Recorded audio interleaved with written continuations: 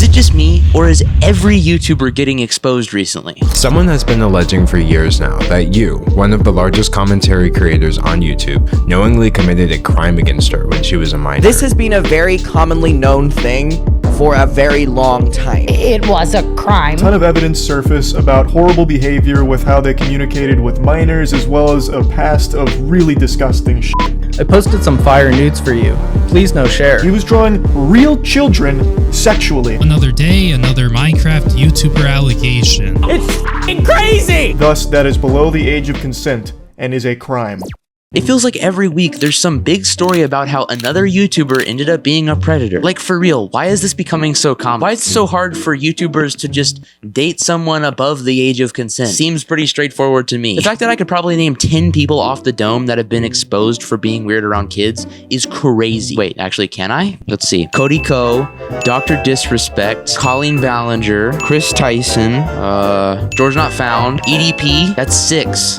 That's still a lot. But seriously, it's becoming a disturbing pattern. For starters, Cody Ko, who I've personally been a massive fan of for years at this point. If you don't know what he did, basically, Cody Ko, when he was 25, allegedly slept with a 17-year-old Tana Mojo. This all came out at a show that was supposed to be completely isolated to the crowd, but someone broke the rules and recorded Tana saying, "Who's the smallest dick you've ever had sex with?" Oh my god, do no one look at me, Cody Ko. I can say that. I was literally 17, I can say that. People did the math and figured out that Cody Ko would have been 25 when she was 17. It started to pick up among drama channels on YouTube immediately, but it didn't really get that big for quite a while. Tana then responded to all of this on her podcast, where she said that while she doesn't have trauma necessarily attached to this moment, she realizes that it's very wrong for Cody to do this, and she mentioned that she received a massive amount of hate for calling him out. Don't associate or hold it with trauma, because I am such a comparative person where I'm like, so many worse things have happened to me. The most traumatizing thing of all of this really was seeing how many people like don't believe people or don't believe me. I feel so bad for all of these young girls, because then they see that and then it makes them not want to come forward. And the thing is, Cody Ko is a very funny man who a lot of people have respected for a long time. So it's hard for a lot of people to accept that he would do something like this, me included. But to be clear, I have discontinued my support for Cody Ko. We'll get to that later. But Tana received quite a bit of hate for speaking out against Cody Ko, purely because she has a bit of a touchy past, and Cody was a very respected commentary creator, which, by the way,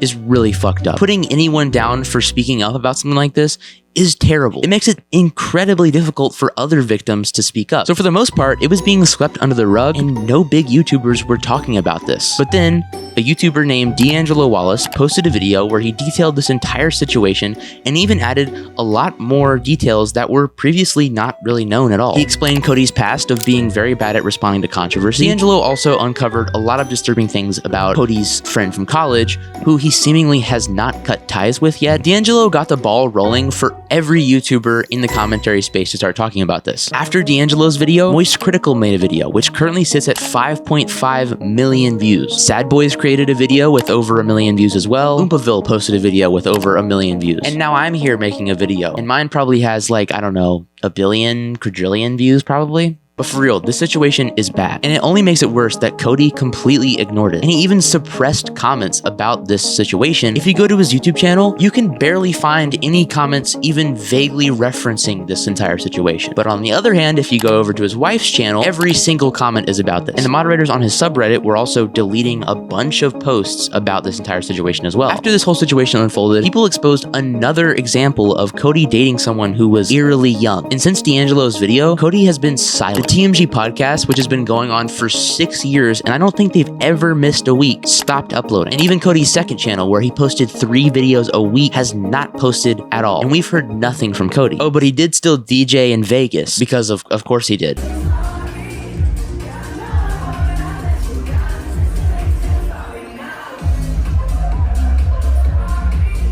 The song choice could not be more fitting. I'm extremely disappointed in Cody Ko regarding this entire situation. I mean, like, I was a super fan of Cody Ko. I watched every video, every podcast, and he posted so much content. There was weekly TMG podcast episodes, which I also paid monthly to get bonus episodes every single week. There was also bi-weekly episodes on the Insanely Chill podcast. Like I said, he posted 3 times a week on the second channel, weekly on the Cody Trains channel, and maybe once a month on his main channel. And I watched all of it for years. And when all this came out, I was devastated. I genuinely didn't know how to accept it. Like, I know I don't know Cody Ko personally, but I spent so much time listening to and watching his content that I felt like I did. I built this insane parasocial relationship with him. You don't understand.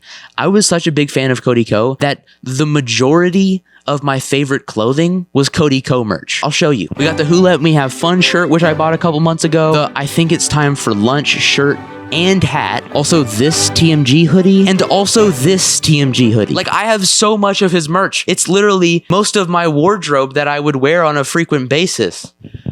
Let's just say all of those clothes are, they're my night clothes now. Since this entire situation, I've unsubscribed from TMG Studios and I've unfollowed him on all social medias and unsubscribed to all of his YouTube channels. And while I really hope that he does respond, I don't really think there's anything that he could say that would make me feel comfortable supporting him in the future. I genuinely miss watching his content. I thought he was a very funny guy. I don't know. It's genuinely disappointing to hear. And to be clear, everything that has been said is allegations. Nothing has been confirmed. But that being said, they are pretty substantial allegations with significant proof. And the fact that Cody has refused to say anything about it honestly speaks volumes. As D'Angelo Wallace said, if Cody was guilty, the only option that he would have is to be silent. And that's what he's done. I don't think there's any way that he could move on, continue to be successful without, at the bare minimum, responding to these allegations. And even then, he will never reach the same heights that he did before. He'll never be able to fully live this down. So let's see. The Cody Ko situation came out about 10 days ago as I'm recording this, but it's very uncommon that this type of thing would come out against a YouTuber, you know? This is a very rare occurrence. I'm sure we won't have anything like this happen for quite a... Oh my God. It happened again. That's right, only a few days after Cody Ko is exposed for alleged statutory rape, Ava Chris Tyson from Mr. Beast has been accused of being extremely inappropriate with children. If you don't know who Ava Chris Tyson is, she is a trans woman who is mainly known for her longtime friendship with the biggest YouTuber in the world, Mr. Beast. To be clear, I am going to be using her preferred pronouns in this video because her doing terrible things has nothing to do with her being a trans woman. But if I slip up at any point, I apologize. They identify as a she, and I'm going to do my best to use those pronouns in this video. And she does go by Chris with a K as well as Ava. So Mr. Beast and Chris met over 15 years ago. Chris has been a core part of the Mr. Beast crew since the very beginning. Since Jimmy was a teenager making cringy videos in his bedroom, all the way up to now where every video has $1 million budgets and they average hundreds of millions of views. Now, compared to Mr. Beast himself, Chris has been a bit more controversial in the past. For starters, there's a really old clip where Mr. Beast was doing a live stream where he watched Jake Paul's It's Every Day Bro for 10 hours straight, which, by the way, that sounds like hell. It's every day, bro, with the Disney Channel flow. And while Jimmy was doing this, Chris walked in and he said this. What's up? What? He said back in like 2008 or 2009. It's going viral. You do know I'm watching this for 10 hours straight on a live stream. I see. Yeah. No way. Yeah. Yeah, he said the N-word. Well, you just said the N-word. But I'm not relevant. Oh, yeah, that's true. I guess you can. While it's obviously not okay to use that language, he was using it in a way where he was calling out that Jake Paul used it, but it was totally unnecessary that he actually said the word. He easily could have gotten the same point across by saying, did you know he said the N-word? He didn't actually have to say the N-word. This came out a few years ago, but it didn't really become a huge deal because it wasn't used in a derogatory way, and it was a long time ago. Fast forward to 2023, and Chris came out as transgender. And for some reason, this actually became a pretty big controversy. People freaked out saying things like, my little brother watches Mr. Beast, and now you're showing him a trans person. And people were also calling out Chris for transitioning while he has a son, saying things like, you're taking your son's dad away. This became a surprisingly big concern. Mr. Beast spoke out and said that he stands behind his friend Chris no matter what his gender is. They grew up together, and if he wants to transition, that's his own business. And he supports it. And Chris continued to feature in Mr. Beast videos frequently. This controversy is honestly so stupid. Why would you care if your kids are learning that trans people exist? Oh no, my children are finding out that they can freely express their gender and feel comfortable in their own skin. No! Like, what's wrong with that? It's not like Chris was talking about their gender all the time on the Mr. Beast channel. I don't think she mentioned it a single time on the channel. And you can still be a good parent and be a trans person. Those two are not mutually exclusive things. It seems like it was honestly a vocal minority that had a problem with, because Chris continued to feature in the MrBeast videos and the brand did not suffer at all. It only grew exponentially. Most recently, it's come out that Chris has been very questionable in the past around children online. Chris allegedly started an online friendship with someone who was 13 years old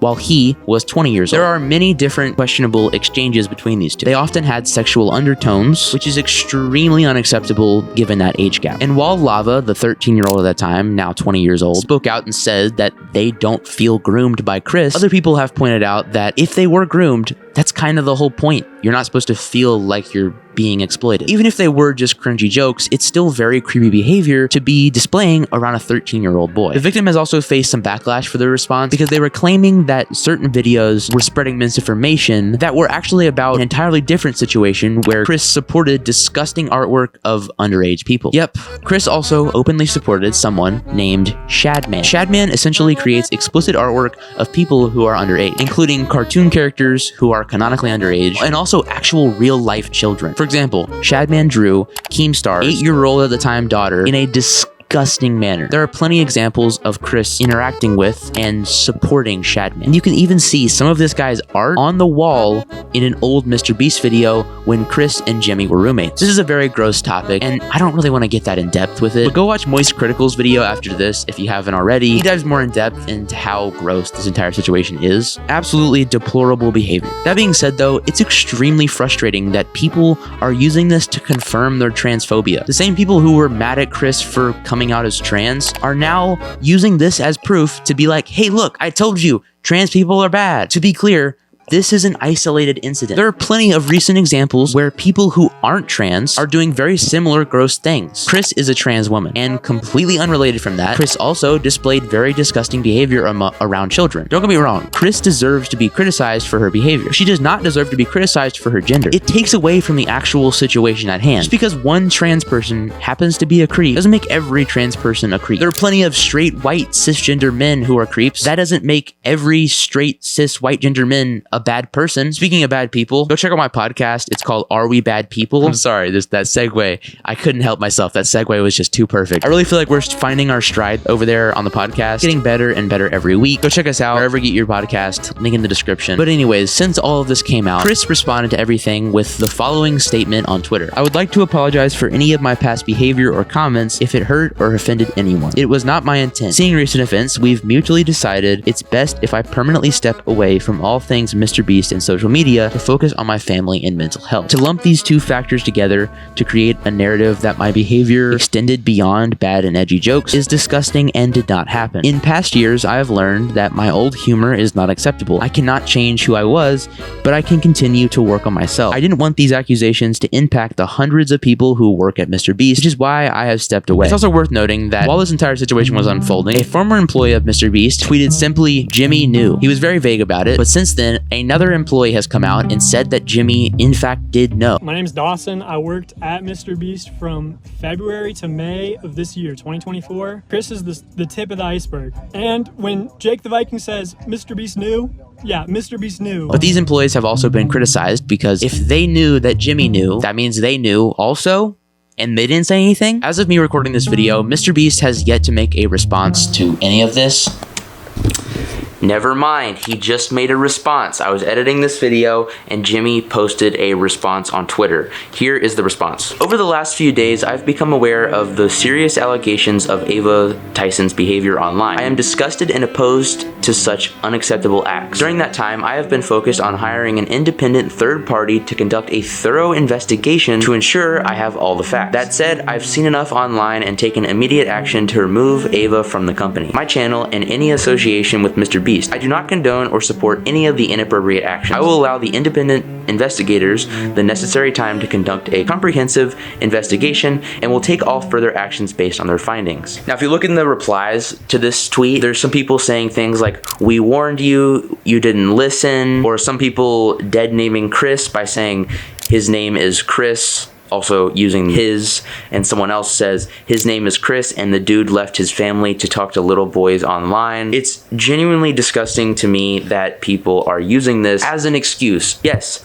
Chris did very gross things. That doesn't mean you should not respect their pronouns and their gender. They shouldn't be lumped together. It's so fucking frustrating. But to be honest, I don't know how true it is that Jimmy knew about all of this. I honestly think that most of the people who are coming out and saying that Jimmy knew and that, you know, he should have known, I think most of that is motivated by transphobia. But that being said, it's very possible that something could come out proving that Jimmy did know about it. He's not immune to cancellation, but so far I don't have enough proof to say that that is what's going on here. All right. Back to the video. So there's Cody Ko allegedly having an illegal relationship with a 17-year-old Tana Mojo and then completely ignoring the people begging him to respond while trying all he can to suppress the discussion of it. And there's Chris Tyson acting very gross with someone who was 13 years old and she supported disgusting exploitative artwork. These are two examples of creators who use their power on the internet to do very disgusting things. And these are far from the only two examples of this. Also very recently, Dr. Disrespect was exposed for having sexually charged conversation with a minor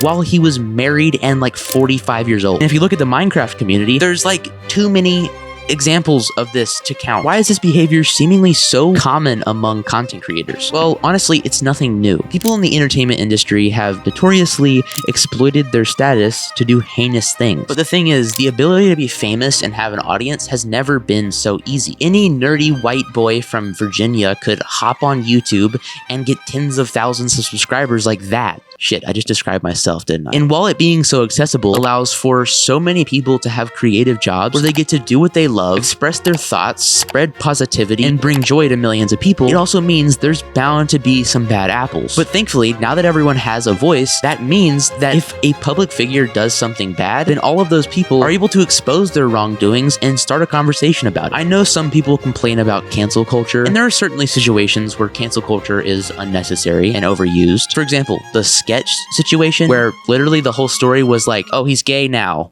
Apparently he's gay and everyone was mad at him. Like, that's not a cancelable offense. Come on now, it's 2024. But cancel culture, for the most part, in my opinion, is a net benefit to society. I'm grateful that I live in a world where when people do things that are terrible, we have the ability to call them out for it and it has actual consequences. Anyways, thanks for watching this video, guys. I really appreciate it. I promise you right now that you'll never see #DakotaIsOverParty trending on Twitter, okay? I'll just date people that are legally able to consent. Seems pretty simple to me. But be sure to subscribe, guys. I'm trying to hit 100,000 subscribers by the end of the year. Really want that plaque, okay? It would mean a lot to me. Don't forget to check out my podcast wherever you get your podcasts. I'll put the link in the description. All right. Peace.